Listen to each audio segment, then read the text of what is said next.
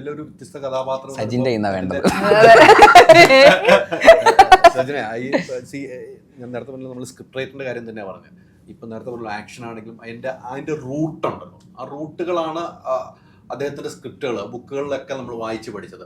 അത്തരം കഥകൾ ഒത്തിരി വായിച്ചിട്ടുണ്ടോ? അദ്ദേഹത്തിന്റെ കഥകൾ വായിച്ചിട്ടുണ്ടോ? ബുക്കുകൾ വായിച്ചിട്ടുണ്ടോ? ഞാൻ അങ്ങനെ വായിച്ചിട്ടുണ്ട്. വിലായത്ത് ബുദ്ധ വായിച്ചിട്ടുണ്ട്, അല്ലാതെ പിന്നെ ഇതാണ് വായിക്കുന്നത്. എനിക്ക് അങ്ങനെ വായനാശീലം അങ്ങനെ സിനിമകൾ കാണുന്നല്ലാതെ ഇങ്ങനെ വായനാശീലം വളരെ കുറവാണ്. എന്തെങ്കിലും ഇതുപോലെ ഒരു ഇത് വരുമ്പോൾ വായിക്കും. സ്ക്രിപ്റ്റാണ് പിന്നെ വായിക്കുന്നത്. ഇത് അങ്ങനെയാണ് വായിച്ചപ്പോഴാണ്. പിന്നെ ഈ പറഞ്ഞ പോലെ നമുക്ക് നോവലൊക്കെ സിനിമയാക്കുന്നത് എന്നും സംഭവിക്കുന്ന കാര്യമല്ലല്ലോ. അപ്പോൾ അത് ആൾക്കാർ ഇഷ്ടപ്പെട്ട ഒരു നോവലും, അപ്പോൾ അത് ഭയങ്കര ഭാഗ്യമാണ്. ഞാനപ്പോൾ അത് ഇന്ദു ചേട്ടൻ്റെ ഒരു ഫാനാണ് ഓൾറെഡി. പുള്ളി ചെയ്ത സിനിമകളുടെ ആണെങ്കിലും ഈ വായിച്ച 2 പുസ്തകത്തിൻ്റെ ആണെങ്കിലും വായിച്ചപ്പോൾ എനിക്ക് മനസ്സിലായി. പിന്നെ ഒരുപാട് പുസ്തകങ്ങളുണ്ട്, അതൊക്കെ പിന്നീട് സമയം നോവൽ സ്ക്രിപ്റ്റായി സിനിമയാകുമ്പോൾ നമ്മൾ പ്രേക്ഷകർ ഏറ്റെടുക്കുന്ന രീതി വേറെ ആയിരിക്കും. നമ്മൾ വായിക്കുന്ന പോലെയല്ല സിനിമ അല്ലെ. സിനിമയിലേക്ക് വരുമ്പോൾ സിനിമാറ്റിക് ആയിട്ട് കുറെ നോവലിൽ വ്യത്യാസങ്ങൾ വന്നിട്ടുണ്ട്. അതെങ്ങനെയാണ് ഉൾക്കൊള്ളാറുള്ളത്? ആക്ച്വലി നമ്മൾ നോവൽ വായിക്കുമ്പോൾ നമ്മൾ വായിക്കുന്ന ആളുടെ പെർസ്പെക്റ്റീവിലായിരിക്കും അത് നമ്മൾ ഇമാജിൻ ചെയ്യേണ്ടത്. സിനിമയിലേക്ക് വരുമ്പോൾ എന്ന് സംബന്ധിച്ച് ഞാൻ സിനിമ ഒരു ടീമിന്റെ പെർസ്പെക്റ്റീവ് ആയിരിക്കും ഓഡിയൻസ് കാണുന്നത്. ഡയറക്ടർ, ക്യാമറമാൻ, ആ ടീം ആക്ടർ എല്ലാവരുടെയും അങ്ങനെ ആയിരിക്കും വരുന്നത്. അപ്പോൾ ആ ഒരു മാറ്റങ്ങളും എല്ലാം ഉണ്ടാവും. പിന്നെ ഒരു കൊമേഴ്ഷ്യലൈസ് ആയി ആളുകളിലേക്ക് എത്തുമ്പോൾ കറക്റ്റ് അത് എക്സാക്ട് നോവൽ തന്നെ എടുത്ത് വെക്കുമ്പോണ്ടാവുന്ന കുറേ ബുദ്ധിമുട്ടുകളുണ്ടാവും. സിനിമ കാണുമ്പോൾ ഒരു എന്റർടൈനർ ആയിരിക്കണം, അത് ആൾക്കാരെ എൻഗേജ് ചെയ്യിപ്പിക്കണം, 2 മണിക്കൂറുള്ളായിരിക്കണം, എല്ലാം പറഞ്ഞു പോകണം. നോവലിലുള്ള എല്ലാ കാര്യവും നമുക്ക് അവിടെ ഒരു വരിയിൽ എഴുതി വെക്കുന്ന കാര്യങ്ങളൊക്കെ ചിലപ്പോൾ ഭയങ്കര വലുതായിട്ട് ഷൂട്ട് ചെയ്യേണ്ടി വരും. ഉത്സവ പറമ്പിൽ ആന വരണ്ടോ ഇങ്ങനെയൊക്കെ ആയിരിക്കും നോവലിൽ എഴുതിയേക്കുന്നത്. നമ്മൾ എടുത്തു വരുമ്പോൾ ഒരു ദിവസം മൊത്തം ആന പറഞ്ഞോ, ഒരു 10 ദിവസം എടുക്കും ഷൂട്ട് ചെയ്യാൻ. അത് ആദ്യത്തെ 2ാം ദിവസം ചിലപ്പോൾ ആനേനെ മാറ്റിയിട്ട് ഷൂട്ട് ചെയ്തിട്ട് വേറെ ആനേനെ കൊണ്ടുവരും, പതപ്പാട് കൂട്ടിയിട്ടുണ്ടാവും. അപ്പൊ ഇങ്ങനത്തെയൊക്കെ ആയിരിക്കും വരുന്നത്. അപ്പൊ കുറച്ച് മാറ്റങ്ങളൊക്കെ ഉണ്ട്. നമ്മള് 4 ചെറുപ്പക്കാരിൽ നിന്ന് പൊന്മാനിലേക്ക് വരുമ്പോൾ ആ ഒരു വ്യത്യാസം വലുത് തന്നെയാണ് അല്ലേ? അത് നല്ലതിനായിരിക്കും, നല്ലതിന് വേണ്ടിയിട്ടാണ്. അതെ, നല്ലതിന് വേണ്ടിയാണ്. മാറ്റങ്ങൾ നല്ലതിന് വേണ്ടിയാണ്. ഇപ്പൊ പറഞ്ഞതിന്റെ ഏറ്റവും വലിയ ഉദാഹരണം ആന മതം അല്ല ഉത്സവപ്പറമ്പിൽ ഇറങ്ങി എന്ന് പറയുന്ന പോലെ അല്ലല്ലോ. ഷൂട്ട് വേണ്ടി 10-15 ദിവസം വേണം. അത് സത്യമാണ്. ചില പൊതുവെ മൊത്തത്തിൽ സിനിമാ മേഖലയ്ക്ക് ഇപ്പോൾ നല്ല ഉണർവിന്റെ സമയമാണ്. എല്ലാ സിനിമയും 2025 തുടക്കം മുതൽ സിനിമകൾ ഹിറ്റടിച്ചാൽ പോകണം. ഒരു കാലത്തും അങ്ങനെ ഉണ്ടായിരുന്നു, പിന്നെ ഇടയ്ക്കൊന്ന് ഡൗൺ ആയി, പിന്നീട് ആ സിനിമയ്ക്ക് ഹിറ്റുകൾ വന്നു തുടങ്ങി. ഈ സിനിമ പ്രേക്ഷകർ ഏറ്റെടുക്കുന്നത് വലിയ രീതിയിലാണ് ഏറ്റെടുക്കുന്നത്. ഒരു പ്രേക്ഷകരെങ്കിലും സിനിമ ഇഷ്ടമല്ലെങ്കിൽ അപ്പോൾ തന്നെ തുറന്നു പറഞ്ഞ സ്വാതന്ത്ര്യമുള്ള നാടായി മാറിയിട്ടുണ്ട്. പക്ഷേ സിനിമയെ മനഃപൂർവ്വം കൊല്ലുന്ന ആളുകളും വന്നു തുടങ്ങിയിട്ടുണ്ട്.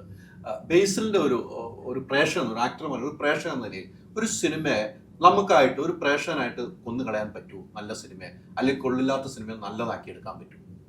രണ്ടുമില്ല. നല്ല സിനിമയാണെങ്കിൽ ഓടും, അത്രേ ഉള്ളൂ. അതിൽ എന്തൊക്കെ മോശം പറഞ്ഞാലും, മോശം സിനിമയെ എത്ര നല്ലതാന്ന് പറഞ്ഞാലും ഓടാൻ പോകുന്നില്ല. പ്രേക്ഷകർ ബുദ്ധിയുള്ള ആൾക്കാരല്ലേ. ഈ പറയുന്ന ഇത് കേൾക്കുന്ന എത്ര പേരുണ്ടാവും?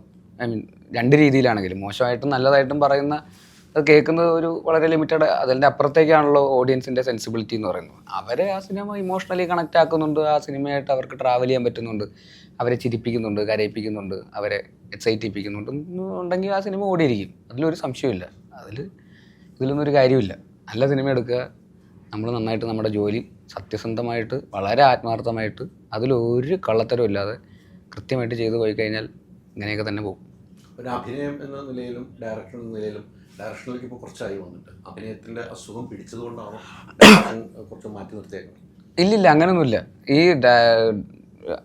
ജയജയഹയൊക്കെ കഴിഞ്ഞ സമയത്ത് വന്ന സിനിമകളൊക്കെ തന്നെയാണ്. ഈ ഇപ്പോൾ പൊന്മാൻ പോലും ജയജയഹ കണ്ടിട്ടാണ് ജ്യോതിഷേട്ടൻ എന്നെ വിളിക്കുന്നത്. അപ്പോൾ ആ സമയത്തുള്ള കമ്മിറ്റ്മെൻറ്റ്സ് ആണ് ഇപ്പോഴും ഓടിക്കൊണ്ടിരിക്കുന്നത്. ഞാൻ ഡയറക്റ്റ് ചെയ്യാൻ വേണ്ടിയിട്ടൊരു ബ്രേക്ക് എടുക്കാൻ വേണ്ടിയിട്ട് ഇങ്ങനെ വെയിറ്റ് ചെയ്തിരിക്കുകയായിരുന്നു. അതിൻ്റെ ഇടയിൽ നല്ല സിനിമകൾ വന്നു, അപ്പോൾ അത് ചെയ്യാം എന്നുള്ളൊരു കമ്മിറ്റ്മെൻറ്റ്സിൻ്റെ ഇങ്ങനെ പോയി. അതുകൊണ്ടാണ് ഇങ്ങനെ ഇത്രയും പെട്ടെന്ന് കുറേ സിനിമകൾ ബാക്ക് ടു ബാക്ക് ആയിട്ട് വരുന്നത്. അതുകൊണ്ടാണ് ഡയറക്റ്റ് ചെയ്യാൻ വേണ്ടിയിട്ടുള്ള സിനിമയ്ക്ക് വേണ്ടിയിട്ട് ബ്രേക്ക് കുറച്ചൊന്ന് ഇടവേള എടുക്കാമെന്ന് വിചാരിച്ച് കമ്മിറ്റ് ചെയ്തതാണ് എല്ലാം ബാക്ക് ടു ബാക്ക് ആയിട്ട്. പക്ഷേ ചെയ്തപ്പോൾ 2 മാസം 3 മാസം ഗ്യാപ്പ് ഉണ്ടായിരുന്നു ഇതൊക്കെ ചെയ്യുന്നതിൻ്റെ ഇടയ്ക്ക്. പക്ഷേ ഇറങ്ങിയപ്പോൾ ഇതെല്ലാം ആഴ്ചയ്ക്ക് ഇറങ്ങും. അപ്പോൾ അങ്ങനെ ഒരു പ്രശ്നം ഉണ്ടായെന്നുള്ളത് മാത്രമേ. സിനിമ വരുന്ന പോലെയാണ് ഇപ്പോൾ. അജു പറഞ്ഞ ഒരു വെള്ളിയാഴ്ച ധ്യാനിന്റെ സിനിമയിലേക്ക് വെള്ളിയാഴ്ച ഇല്ലാന്ന് പറഞ്ഞു എന്നുള്ളപ്പം ബേസിലെ സിനിമ അങ്ങനെ വരുന്നുണ്ട്. അതെ. അല്ല, ഇനിയിപ്പോൾ മരണമാസം കൂടെ ഉള്ളു. അത് കഴിഞ്ഞാൽ കുറച്ച് കാലത്തേക്ക് ആ ഒരു ശല്യം ഉണ്ടാവില്ല. ശല്യമല്ല, ഒരിക്കലും ശല്യമല്ല. നല്ല സിനിമകൾ പ്രേക്ഷകർ കാണുന്നുണ്ടല്ലോ, അതുകൊണ്ടാണല്ലോ ബേസിലെ വിളിക്കുന്നത്. ഇപ്പൊ നിങ്ങളെല്ലാം വിളിക്കുന്ന നല്ല സിനിമകൾ ഉള്ളതുകൊണ്ട് നിങ്ങളുടെ പ്രേക്ഷകർ നിങ്ങൾ ഇഷ്ടപ്പെടുന്നുണ്ടല്ലോ, വീണ്ടും പ്രൊഡ്യൂസർ ആണെങ്കിൽ ഡയറക്ടറാണെന്ന് തേടി വരുന്നത്. അതിനൊരു മാറ്റമൊന്നുമില്ല. അൾട്രാ മോഡേൺ കിച്ചൺ ഡിവൈസസ്, ഒരു കിച്ചണിൽ വേണ്ട എല്ലാ ലേറ്റസ്റ്റ് ബ്രാൻഡുകളും ഇവിടെയുണ്ട്. ലോകോത്തര ബ്രാൻഡുകൾ, original products, wide range. MyG future.